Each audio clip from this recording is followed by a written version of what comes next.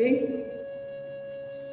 Então, para harmonizar, nós vamos ler do livro Pão Nosso, de Chico, pelo Espírito Emmanuel, o item 41, no futuro. E não mais ensinará cada um a seu próximo, nem cada um a seu irmão, dizendo: conhece o Senhor, porque todos me conhecerão, desde o menor deles até o maior. Paulo, Hebreus 8, a 11. Quando o homem gravar na própria alma os parágrafos luminosos da divina lei, o companheiro não repreenderá o companheiro, o irmão não denunciará outro irmão, o cárcere cerrará suas portas, os tribunais quedarão em silêncio, canhões serão convertidos em arados, homens de armas volverão a sementeira do solo, o ódio será expulso do mundo, as baionetas repousarão. As máquinas não vomitarão chamas para o incêndio e para a morte, mas cuidarão pacificamente do progresso planetário. A justiça será ultrapassada pelo amor. Os filhos da fé não somente serão justos, mas bons, profundamente bons. A prece constitui-se-á alegria e louvor. E as casas de oração estarão consagradas aos trabalhos sublimes da fraternidade suprema. A pregação da lei viverá nos atos e pensamentos de todos, porque o Cordeiro de Deus terá transformado o coração de cada homem em tabernáculo de luz eterna, em que o reino divino resplandecerá para sempre. E assim, meus irmãos, vamos harmonizando os nossos corações, silenciando as nossas mentes, rogando a Deus, nosso Pai, a Jesus, Mestre Divino, que neste ano que se inicia, nós possamos fazer novos planos como foi traçado nesta leitura, de sermos melhores, de vivermos em mais fraternidade com os nossos irmãos, de procurarmos trabalhos do bem, fazer aquilo que Jesus quer de nós, amar mais, servir mais. Nós agradecemos pela vida, pelo trabalho, pela oportunidade de estar neste momento, aqui na Terra, vivendo essa transição tão difícil, mas que nós, com força, bom ânimo, coragem, venceremos, porque não estamos sozinhos, temos no leme o nosso Mestre Jesus. Gratidão a todos que estão presentes e aqueles que vieram pela primeira vez, sejam bem-vindos e que Jesus continue no comando da vida de todos nós. Gratidão e muita paz. Hoje a nossa irmã Roseli, que fará o estudo, vai falar sobre parábolas de Jesus, a trilogia dos perdidos, ok?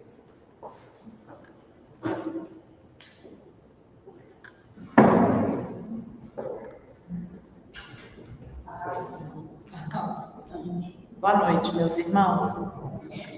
É com muita alegria no coração que eu vou compartilhar com vocês um estudo que para mim foi muito enriquecedor.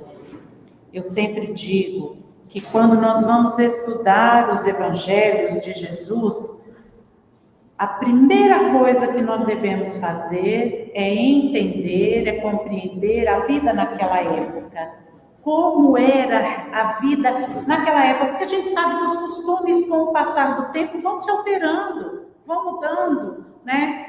E hoje, se a gente pegar uma lição de Jesus e querer compreendê-la com o contexto atual, fica meio complicado, fica uma coisa meio perdida. E quando a gente joga os ensinamentos de Jesus, que são atuais, mas contextualizando com os costumes, com as tradições daquela época, a gente tem uma visão muito mais ampla, né?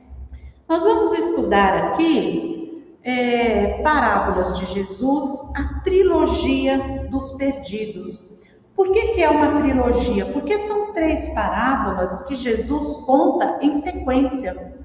Sabe? No mesmo momento, ele conta a primeira, a segunda e logo a terceira.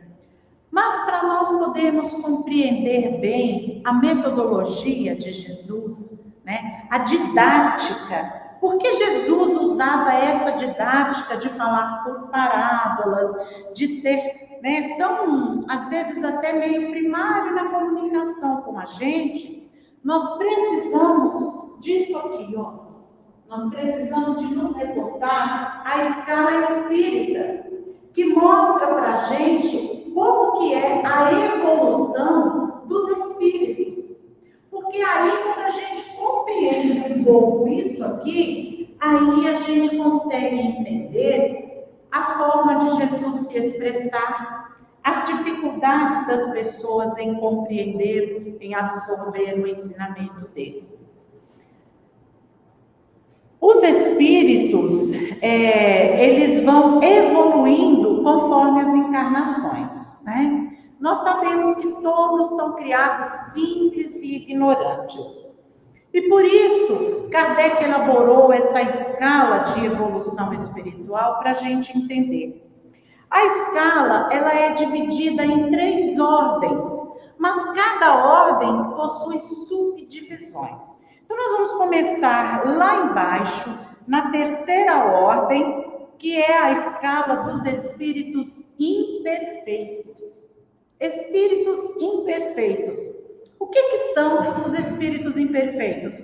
São aqueles que a predominância da matéria acontece sobre o espírito.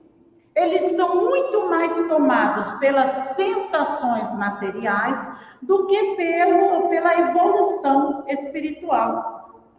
São espíritos que possuem propensão ao mal. Eles estão muito mais voltados para fazer o mal, porque eles são imperfeitos.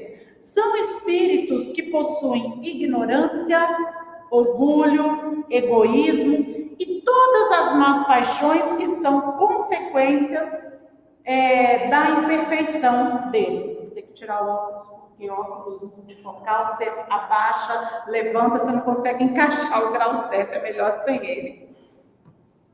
Esses espíritos, meus irmãos, eles têm a intuição de Deus, mas eles não têm compreensão de Deus, tá? Eles não são todos essencialmente maus, porque a gente sabe que na 3ª ordem existem ainda as subdivisões. Então, eles não são todos totalmente maus. Às vezes, há neles mais de reflexão, de inconsequência e de malícia do que de verdadeira maldade, né? São subdivididos em 5 classes, os espíritos imperfeitos.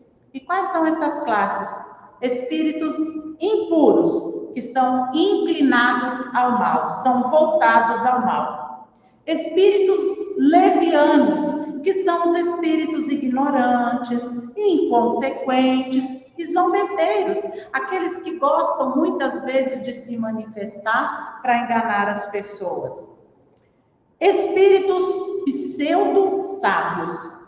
E esses aí também a gente tem que ter uma cautela muito grande com eles, porque eles sabem bem menos do que eles querem aparentar que sabem, né? E às vezes acabam enganando a gente. Espíritos neutros, eles não são nem bons para fazer o bem e nem mal para fazer o mal. São neutros, são aqueles espíritos que eles não vão te jogar no buraco, mas se eles estiverem no buraco também eles não vão te ajudar a sair. Então eles são neutros, né? E por fim, os espíritos batedores e perturbadores, que podem pertencer a qualquer uma dessas classes da 3ª ordem, né? Então, nós temos 3ª ordem aqui, espíritos impuros, levianos, pseudo-sábios, neutros, e os batedores e perturbadores, que podem estar em qualquer outra classe ali. Aí a gente sobe um pouco. a gente vem para cá, para a segunda ordem de espíritos, né? Que são os bons espíritos, nessa segunda ordem. Quando o espírito se eleva para a segunda ordem, ele já possui uma predominância do espírito sobre a matéria. Nós vimos que os de lá da terceira ordem, eles têm a matéria predominando sobre o espírito. Quando ele se eleva para a segunda ordem, ele já é o espírito que predomina a matéria. E ele já possui o desejo do bem. Ele já tem vontade de fazer o bem. Olha que coisa bacana. Compreende Deus, compreende o infinito e desfruta da felicidade que os bons espíritos possuem. Nós conhecemos pessoas que são pessoas que exalam bondade nas ações delas, né? E observem que são pessoas felizes. E muitas vezes são pessoas que materialmente não possuem bem nenhum, patrimônio nenhum, mas são pessoas felizes. Por que são felizes? Por causa dessa compreensão de Deus, por causa dessa bondade que há neles. Quando o espírito consegue se iluminar com a bondade, ele atinge um grau de felicidade que nada vale, que nada entristece. Mas mesmo dentro dessa segunda ordem dos bons espíritos, existem 4 subgrupos, que são os espíritos benevolentes. Os espíritos benevolentes, a qualidade moral deles, a dominante, é a bondade. Eles são bons, né? E o progresso deles é mais no sentido moral do que no sentido intelectual. Depois nós temos os espíritos sábios. Eles se distinguem pela extensão dos conhecimentos deles. Oi? Não, benevolentes, sua qualidade, é isso, instruídos, é porque a imagem aqui não é a imagem do texto, é uma outra imagem, mas instruído e sábio, né, é a mesma coisa aqui, ó. Então nós estamos aqui, benevolentes já foi, e agora os sábios, eles possuem mais conhecimento do que bondade. Olha que coisa interessante. Então, aqueles espíritos bons possuem muita bondade, mas pouco conhecimento. Esses espíritos sábios que já estão entre os bons, eles possuem mais conhecimento do que bondade. E aí, a gente vai para os outros, que são os espíritos de sabedoria. Que possuem qualidades morais de natureza mais elevada, possuem uma capacidade intelectual melhor, né? E eles já têm, assim, conhecimento suficiente para compreender, às vezes, as falhas que nós encarnados temos, porque eles possuem mais conhecimento. E, finalmente, na ordem dos bons espíritos, estão os espíritos superiores. E o que os espíritos superiores têm de diferente desses? É que eles reúnem todas as qualidades dos outros neles. Eles reúnem, além da intelectualidade, eles reúnem a bondade e o conhecimento. E aí a gente se recorda de Emmanuel. Porque Emmanuel fala assim, que a evolução espiritual, ela é composta de 2 asas, né? A asa do desenvolvimento moral e a asa do desenvolvimento intelectual. Se você possuir só uma asa, você vai capengar só para um lado. Para haver equilíbrio, é necessário que a gente possua as 2 asas, do desenvolvimento moral e do desenvolvimento intelectual. Nós devemos ser bons, mas devemos também adquirir conhecimento, porque sem conhecimento nós não temos condições de servirmos a Deus. Não há como servir a Deus sem adquirir conhecimento. Nós, para sermos boas ferramentas, temos que nos capacitar para as tarefas, não é verdade? Então, Emmanuel diz isso para a gente. E é por isso que aqui também a gente vê que quando o Espírito reúne todas as outras qualidades dos espíritos que já estão na categoria de bons, é que ele se torna um espírito superior. Ele é bom, ele possui conhecimento e ele possui sabedoria.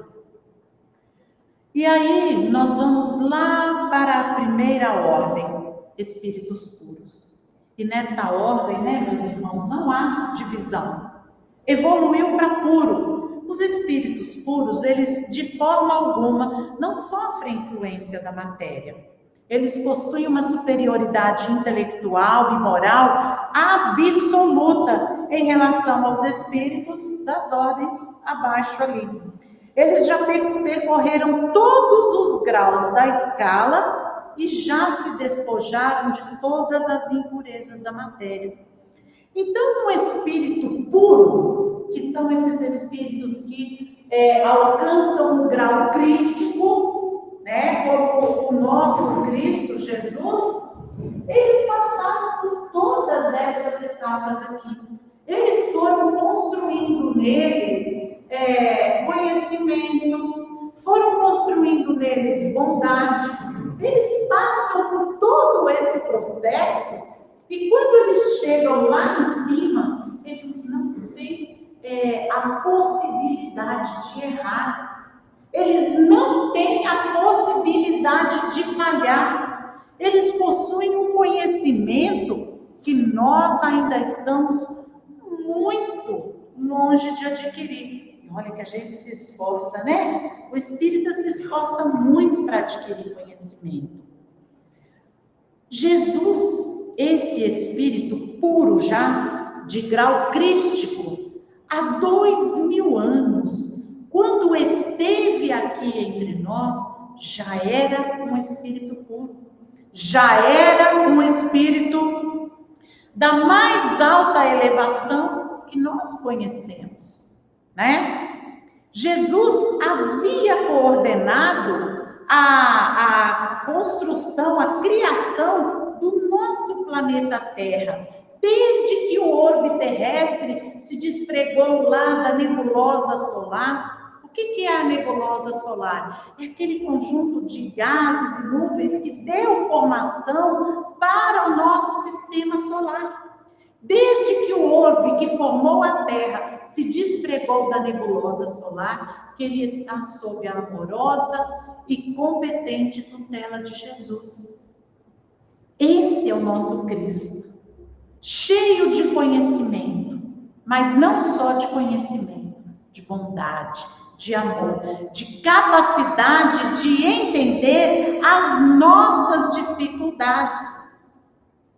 Segundo Emmanuel, meus irmãos, Jesus levou 1000 anos reduzindo a potência dele a fim de se manter em um corpo físico. Por quê? Por que aconteceu isso? Nós sabemos que o espírito aqui na matéria, nesse planeta, ele é protegido, né, pelo perispírito. O perispírito é como que uma camada que envolve o espírito, que ele só não é denso como a matéria, ele é menos denso do que a matéria, mas ele também não é tão sutil quanto o espírito. E à medida que o espírito vai evoluindo, quanto mais evoluído é o espírito, mais sutil é essa camada que envolve o espírito, o perispírito. À medida que o espírito vai evoluindo, o perispírito dele vai se refinando, até um ponto em que o espírito não necessita mais do perispírito. E quando o espírito está evoluído a ponto de não necessitar mais do perispírito, né, que faz essa comunicação entre espírito e corpo, ele é luz. Ele não possui essa forma humana. Ele é luz, luz que irradia, luz irradiante mesmo. A gente vê aí muitas vezes, em muitos relatos bíblicos, de outros religiosos por aí, que foram visitados por um espírito cercado de luz. Porque quanto mais evoluído, maior é a luminosidade do espírito. E essa luminosidade evolui a um ponto em que o espírito já não precisa mais dessa camada chamada perispírito. Então ele é luz, luz irradiante. É uma potência enorme. É igual você querer pegar um aparelhinho que funciona no 110 e ligar ele ali no 220. Vai queimar. Não vai dar certo. Por essa razão, Jesus, para caber aqui entre nós, precisou fazer essa redução da vibração dele. Porque se ele não fizesse isso, não haveria corpo físico que resistisse à vibração energética daquele espírito. Impossível. Vocês estão compreendendo? E é esse espírito de luz que estava lá sentado de forma despretensiosa entre publicanos e pecadores. Estava lá sentado, comendo com eles, batendo papo com eles, né? Publicanos e pecadores. E aí chega, se aproxima dele um grupo de fariseus e escribas. Quem eram os fariseus e escribas? Eram aqueles que interpretavam as leis do povo judeu. Eles tinham conhecimento das leis. E esse conhecimento, olha aí o desenvolvimento intelectual, sem o desenvolvimento moral, o que acarreta? Por eles possuírem esse conhecimento, eles eram orgulhosos, vaidosos, cheios de si. Então eles achavam que as pessoas que cometiam erros não mereciam nem a consideração deles. Porque afinal de contas eles eram os escribas e os fariseus, os intérpretes das leis. E esses escribas e fariseus, quando viram Jesus sentado ali entre publicanos e pecadores, já foram logo criticar Jesus. Por quê, meus irmãos? Os publicanos, eles eram arrendatários, né, das taxas públicas. Quem tinha dinheiro ia lá para Roma e falava assim: olha, eu quero comprar as taxas dessa cidade ali. Eu quero comprar as taxas de Caratinga, então eu vou pagar para vocês aí 1 milhão. Pagava. E isso dava a ele o direito de receber os impostos do povo. Só que Roma não estava nem aí para o valor que os publicanos cobravam. E com certeza a intenção deles era de receber muito mais do que o que eles pagavam. Então, quando eles iam cobrar impostos do povo, eles aumentavam os impostos de forma desordenada, a bel prazer, sem respeitar nada. E se a pessoa não pudesse pagar os impostos, os publicanos mandavam prender. Por essa razão, por essa ambição, por essa falta de respeito, por essa falta de caridade, os publicanos eram muito mal vistos. Ninguém gostava dos publicanos, porque eles eram ambiciosos. Então, quando os fariseus e os escribas viram Jesus ali sentado, comendo com publicanos e com pecadores, eles já acharam aquilo um absurdo. Como pode? Né? Chegaram em alguns discípulos e falaram: como é que pode? O seu mestre está ali entre publicanos, entre pecadores? Isso é um absurdo. Que mestre é esse? Né? Já começaram as críticas. Jesus estava ali com o único objetivo de educar. A missão de Jesus aqui foi trazer para nós o conhecimento que ele teve, né, que ele tinha, para nos colocar no caminho da evolução. Jesus não perdia a oportunidade, mas vejam que já nessa primeira ação a gente já vê a maravilhosa didática de Jesus. Porque ele conseguiu reunir ali publicanos, pecadores, fariseus e escribas. estavam todos ali, ao redor de Jesus. Que sabedoria, né? Talvez se ele não tivesse chocado com aquela atitude ali, os fariseus e os escribas, eles não teriam se aproximado, mas se aproximaram. E aí, Jesus, sabendo, conhecendo o íntimo deles, já começou a imediatamente educar. Mas como que você educa uma criança de 2 anos? Como? Você vai chegar para uma criança de 2 anos e dizer assim, olha, deixa eu te falar, não liga essa tomada ali, porque ali é 220, essa tomada é 210, você vai me queimar o aparelho. A criança não vai entender absolutamente nada do que você está falando. Então você tem que falar com a criança uma linguagem que ela entenda.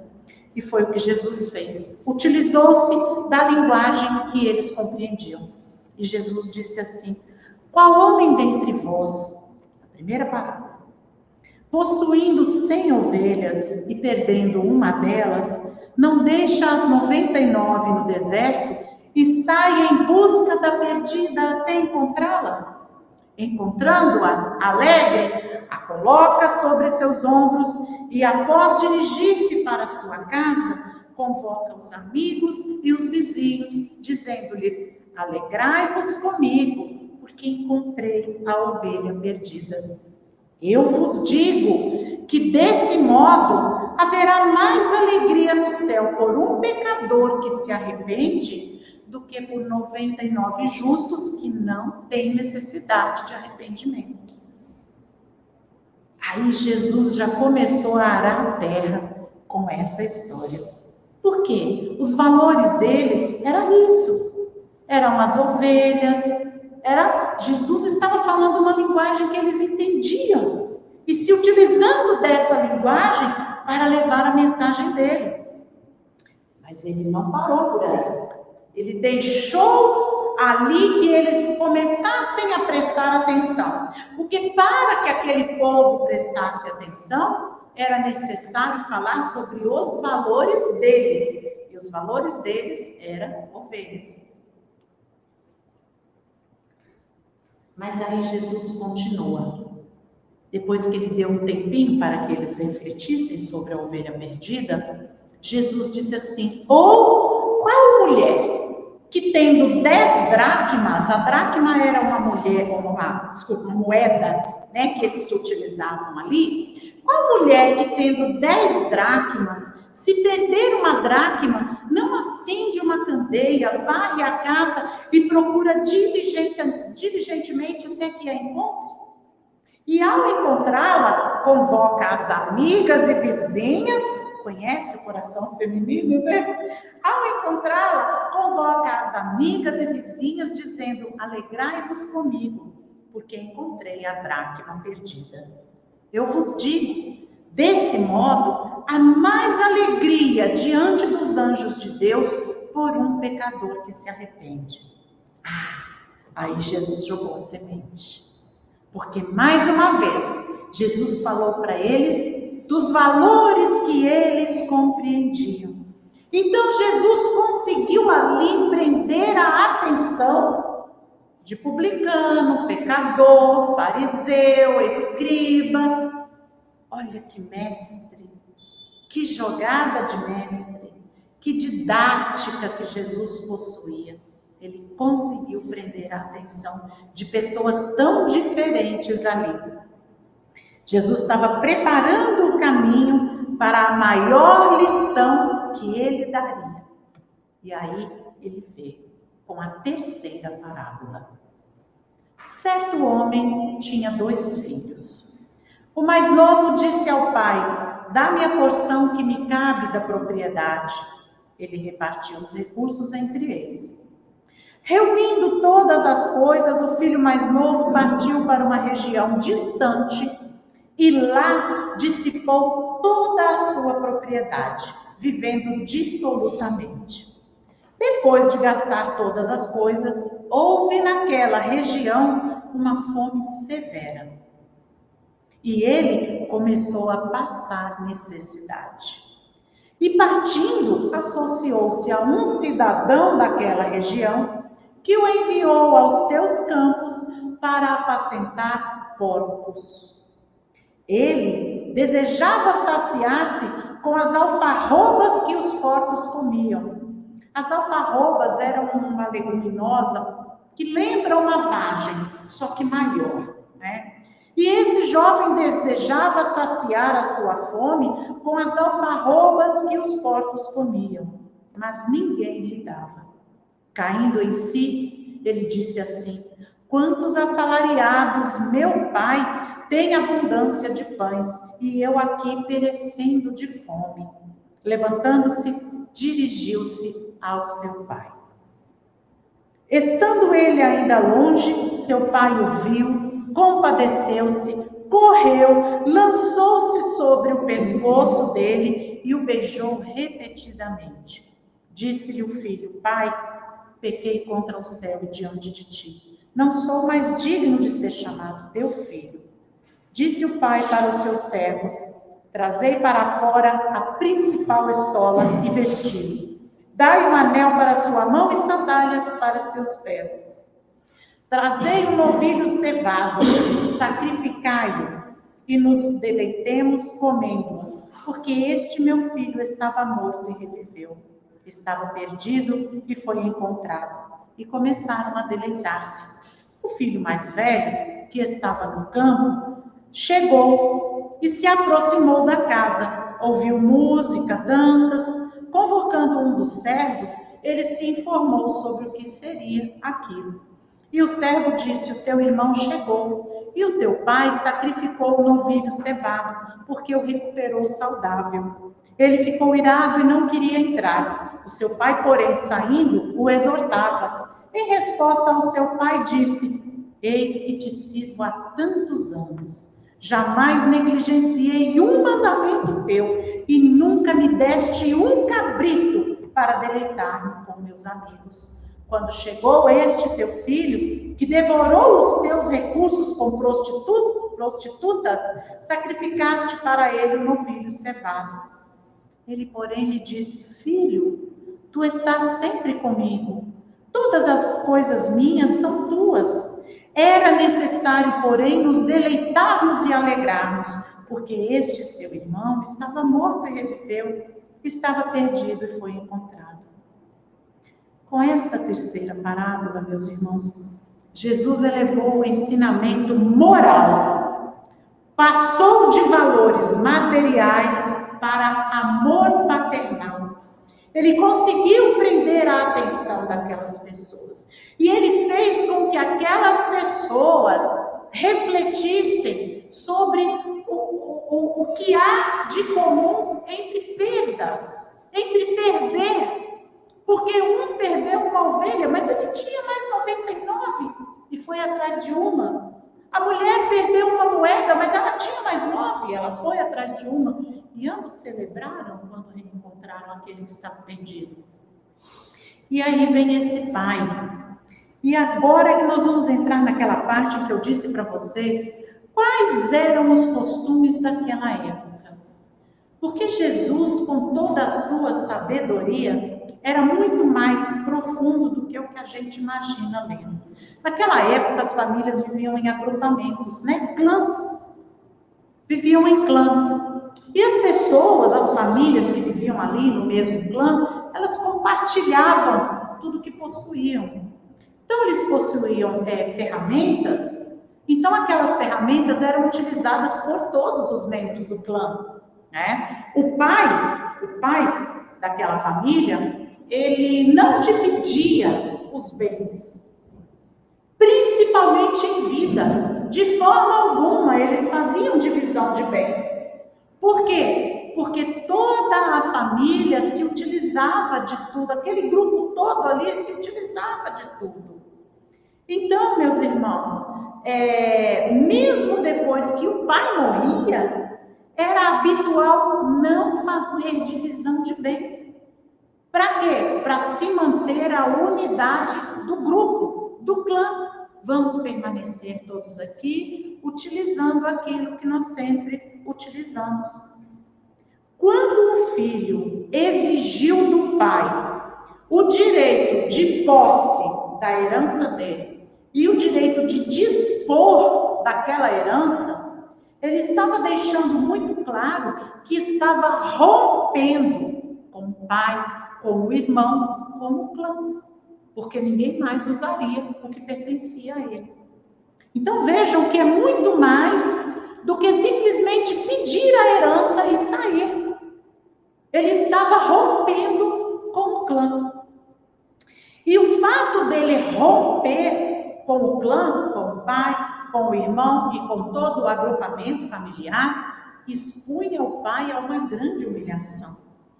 Imaginem vocês o que as pessoas pensam de um pai que o filho não quer romper contato com ele, que o filho não quer contato com ele. Isso é muito grave. E naquela época era muito mais grave ainda. Jesus, nesse momento, ele já começa a configurar para a gente os publicanos e os pecadores na figura do filho mais novo, que é aquele que só pensava na paixão material, né? Nas coisas materiais. Ele está onde? Ali, ó, naqueles espíritos cuja materialidade supera a espiritualidade. Jesus já configurou aqui. E ele mostra todos os problemas que o filho cria para o pai. A humilhação do pai, né, diante de todo o agrupamento ali, a quebra das tradições locais, porque, como eu disse, não se partilhava bens, e muitas vezes, mesmo depois da morte do pai, do chefe do clã, ainda permanecia tudo de uso comum, né, e o rompimento dos laços familiares.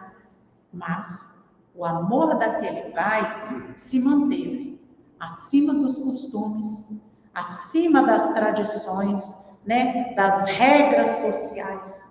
Ele deu ao filho o que o filho estava pedindo, mesmo ciente que longe da sua proteção, longe do seu amor, nem todos os tesouros do mundo seriam capazes de proteger o filho dele. E aí a gente já começa a se perguntar: quem é que o pai representa? Quem é que esse pai da parábola representa para nós? Mas vamos prosseguir com a didática de Jesus. O filho mais novo, sendo conhecedor dos costumes daquele povo, que era o povo dele, ele sabia da humilhação a que ele estava expondo o pai dele. Ele sabia, mas ele não se importou. Ele foi egoísta. Ele olhou para ele, para o que ele queria. E o filho mais velho? O filho mais velho não interferiu. Não há na parábola uma menção de que o filho mais velho, apesar de se dizer leal ao pai, tenha tentado impedir aquela atitude absurda do irmão. O filho mais velho, embora aparentasse dedicação, ele preferiu o conforto da omissão. Ele não se manifestou. O pai, então, fez o que lhe foi pedido e viu o filho partir para longe de seu amor. A gente sabe o quanto dói a gente ver uma pessoa que a gente ama ir para longe da gente. Um filho, um parente próximo que a gente ama, seja lá para o que for, dói. Porque, na verdade, o que a gente quer é ter todos os nossos amores sob os nossos olhares, né? Mas o pai aceitou. O pai aceitou por amar o filho. E a parábola narra que esse filho foi para muito longe do pai. Muito longe. Sabe por quê? Porque quando a gente quer viver apenas sensações da matéria, a gente possui as leis de Deus na nossa consciência. Então, a nossa consciência, quando a gente comete um erro, ela começa a pesar. Não devia ter feito isso. Não tem problema não. Mas eu acho que, não sei, talvez. Não vou me preocupar com isso não. A gente fica naquele dilema. Então, quanto mais a gente se afasta de Deus, do conhecimento, das regras sociais a que nós estamos sujeitos, mais liberdade a gente tem de ação. Então esse filho queria liberdade total, por isso ele foi para muito longe do pai. Só que ele gastou tudo. Com farras, com bebidas, ele se esbaldou e o dinheiro acabou. E com o fim do dinheiro, ele se tornou um miserável, faminto e desabrigado. Sabe por quê? Porque as coisas da matéria, elas custam dinheiro. As paixões que nós alimentamos da matéria, elas custam dinheiro. Nós precisamos de dinheiro para manter essas paixões. O amor do Pai não. O amor do Pai é gratuito. A gente pode se abrigar nele sem preocupar em pagar nada. Mas as paixões, essas custam dinheiro. Com muito esforço, esse jovem conseguiu um emprego. E o que esse jovem foi fazer? Apacentar porcos. Lembram que o jovem quebrou as tradições do povo dele? Pedindo a herança e pedindo o direito de gastar a herança? Pois é. As mesmas tradições que ele quebrou, que ele desrespeitou, colocaram ele na situação mais humilhante da vida dele. Porque para aquele povo, porco era o animal mais impuro que existia. Eles não comiam a carne de porco de maneira alguma. Eles não criavam porcos, criavam ovelhas. O povo dele, né? O povo dele. E ele, como desrespeitou as tradições do povo dele, foi justamente a tradição do povo que ele desrespeitou, que o colocou na situação mais humilhante da vida dele. Vai cuidar de porcos, de um animal impuro, e vai lutar com esses porcos para se alimentar do que eles se alimentam. Gente, isso é para a gente refletir muito. Nós, quando nos afastamos do abrigo, da proteção, do aconchego dos braços do Pai, a gente cai muito. Esse jovem, né, o filho pródigo, como é conhecido, ou o filho perdido, ou o filho que retornou, né? Este jovem, ele literalmente chafurdou. Né? A gente não usa essa expressão, chafurdar? Ele literalmente chafurdou, porque ele foi para a lama, junto com os porcos. E aí a gente aprende tantas lições com essa parábola. Nós aprendemos, por exemplo, a imutabilidade de Deus, porque Deus vai ser sempre Deus, independente do que a gente fizer. Se você acredita em Deus ou não, Ele vai continuar sendo Deus. Se você o ama ou não, se você o respeita ou não, se você quer viver de acordo com as leis dele ou não, Ele continua sendo Deus. Mas nós, quando nos afastamos dele, normalmente terminamos junto com os porcos. Essa parábola também, ela nos ensina que há sempre a possibilidade de retornarmos.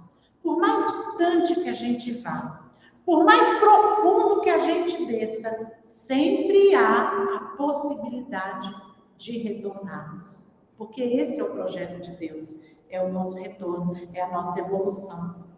Deus não perde. Deus não perde. Não existe espírito condenado eternamente. Não existe. Porque se um espírito for condenado, Deus perdeu. E Deus não perde. E Jesus disse que das ovelhas que o Pai me confiou, nenhuma se perderá. Pode afastar, pode ir para longe, pode gastar todo o patrimônio que Deus te deu. A saúde, a inteligência, a sabedoria, todo o conhecimento, gasta tudo. Mas na hora que você estiver cuidando dos povos, você vai sentir falta daquele abrigo que você tinha. Nós aprendemos também a lei de causa e efeito. A cada um será dado conforme a sua obra. As mesmas regras que o rapaz desrespeitou lá atrás, exigindo do pai que partilhasse os bens e que lhe desse o direito de gastar a parte dele como ele bem quisesse, foram as regras que expuseram ele à maior humilhação da vida dele, estar junto com os porcos. E aprendemos também sobre o processo evolutivo, porque a dor é exímia mestra, exímia professora. Eu duvido que depois disso esse rapaz tenha errado novamente. Mas vamos falar novamente do irmão mais velho? Quantas vezes nós agimos como ele? Porque vocês se recordam que quando ele retornou do campo e viu que havia uma festa para o irmão mais novo, ele achou ruim? Ele não gostou? Ele falou, mas esse daqui gastou o seu patrimônio com prostitutas, com bebida, com farra. Eu estou sempre aqui do seu lado e eu? Esse rapaz, o irmão mais velho, lá no começo teve a oportunidade de interceder, de usar o conhecimento dele e orientar o irmão. Meu irmão, não faça isso. Meu irmão, pense nas consequências, o que meu pai, nosso pai enfrentará, o que você enfrentará se distanciando dele. Ele não fez isso. Então, muito embora ele fosse leal ao pai e permanecesse ali, ele não usou do conhecimento e da capacidade que ele possuía de conversa, de diálogo com o irmão, sendo o irmão mais velho, ele não usou. E esse rapaz, muitas vezes, somos nós. Somos nós que, quantas vezes, criticamos quem erra, criticamos quem cai, mas nos omitimos. Nos omitimos antes para orientar e nos omitimos depois para pegar a mão e falar, vem, eu vou te ajudar a se levantar. A crítica, né? O falar mal, o condenar aquele que errou. E a gente aprendeu uma lição muito bacana com Chico Xavier, porque ele disse assim, criminoso somos todos nós. A diferença é que o criminoso, o crime dele foi descoberto, o nosso ainda não. Porque quem que não erra? Quem que nunca errou? Quem que nunca andou fora da linha? Quem que nunca se equivocou? Todos nós já erramos. Mas, na verdade, a gente gosta de agir como o irmão mais velho. Não, esse daí errou. Eu sou perfeito. Sendo que o correto seria acolher. Você errou, mas você voltou. Que bom ter você de volta. Que bom ter você aqui. E eu espero que você aprenda a lição. Porque essa é a atitude que Deus espera de nós, né? E não aquela atitude de crítica, de condenação. Muito menos a atitude de omissão. E às vezes a gente interferir custa caro. Custa muito caro. Às vezes, quando a gente vê alguém ali caminhando para cair no buraco, né? A gente alerta. Custa caro, porque às vezes você é mal interpretado. Às vezes você é criticado, você é tido como arrogante, como que se acha o bom, como que sabe mais, como o perfeitinho. Não é nada disso, você só quer ajudar. Mas você é mal visto. Não tem problema, meus irmãos. Porque se a gente for preocupar com o julgamento, nós nunca vamos sair do pensamento, da área do eu quero ser bom. Nós vamos ficar só no eu quero ser bom. Mas quando é que a gente vai começar a agir? Não tem aquela frase do Martin Luther King? O que me espanta não é o barulho dos maus, mas o silêncio dos bons. Quanta coisa a gente aprende pela vida. Então, se nós não formos capazes de orientar um irmão que estava para cometer um erro, que sejamos capazes de estender a mão e ajudá-lo. Porque ninguém aprende sendo criticado. Ninguém abre a mente sendo criticado. Normalmente se abre a mente através de exemplos. Por isso que as lições de Jesus estão aí até hoje. Muito embora tenham sido distorcidas, alteradas, adulteradas, sabe? A gente sabe que tudo isso aconteceu nos evangelhos. A gente sabe que muita coisa foi tirada da Bíblia, muita coisa foi modificada, nós sabemos disso. É por isso que no meio espírita nós estudamos os ensinamentos morais do Cristo. Porque se pode haver dúvida sobre qualquer outra coisa, sobre esses ensinamentos não pode haver dúvida, eles são perfeitos, né? Então, a gente tem que agir de uma maneira que nos coloque, pelo menos como bons espíritos, né? Porque senão a gente vai ser o quê? Leviano? Batedor? Né? Nós temos a conquista dessa escala espírita, ela está em nossas mãos.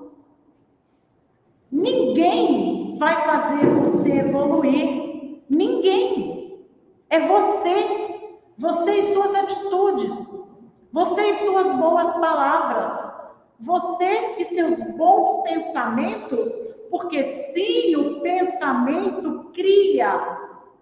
Toda má ação, aliás, toda ação parte do pensamento, começa no pensamento. Então, as suas atitudes, as suas palavras e os seus pensamentos devem ser bons. Nós devemos refletir sobre essas 3 parábolas, nós devemos agradecer a Jesus por essa didática maravilhosa, né? E nos lembrarmos sempre, quando formos estudar os ensinamentos de Jesus, de buscarmos conhecer mais a fundo sobre o que ele falava, porque as lições dele são muito profundas, as lições de Jesus são maravilhosas. E eu rogo a ele, Senhor das nossas vidas, que possa nos envolver a todos em vibrações de muita luz e de muita paz.